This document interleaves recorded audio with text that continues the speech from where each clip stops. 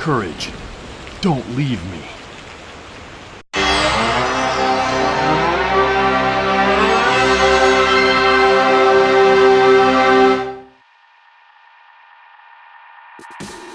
Castlevania, often incorrectly called Castlevania 64, was developer Konami's first attempt at moving the legendary series from its 2D roots into the third dimension. The N64 is full of games that made the leap from 2D to 3D successfully. Castlevania isn't one of them. One of the interesting things about Castlevania on the N64 is that it kind of takes the series back to its roots. It strips out all the RPG additions and the open world map of Symphony of the Night.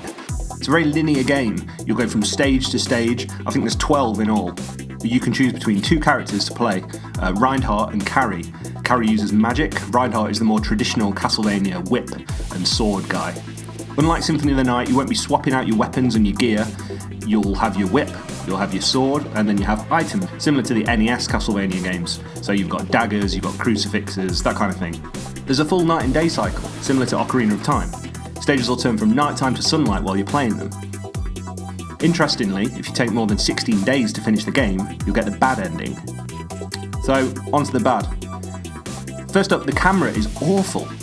Constantly getting stuck on things, it's always looking in the wrong direction. But the game's got 3 camera settings that you can switch between depending on the situation, whether you're platforming, fighting, or whatever. But it kind of would have been better if it had one auto camera that actually worked, rather than having 3 that were all kind of bad.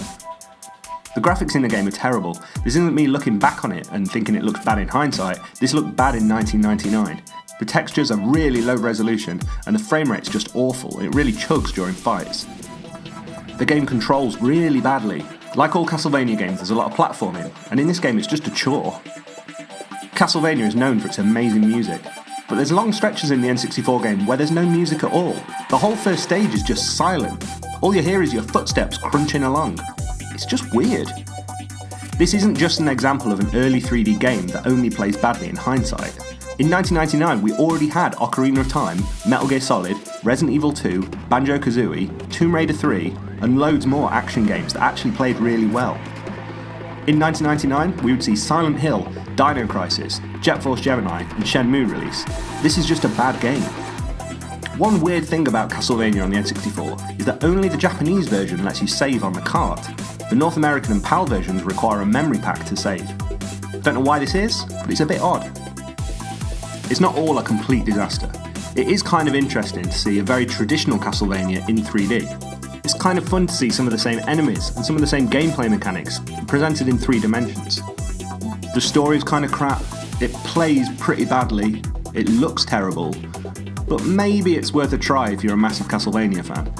The more recent 3D Castlevania games definitely took the series in a new direction, and some people aren't going to like that.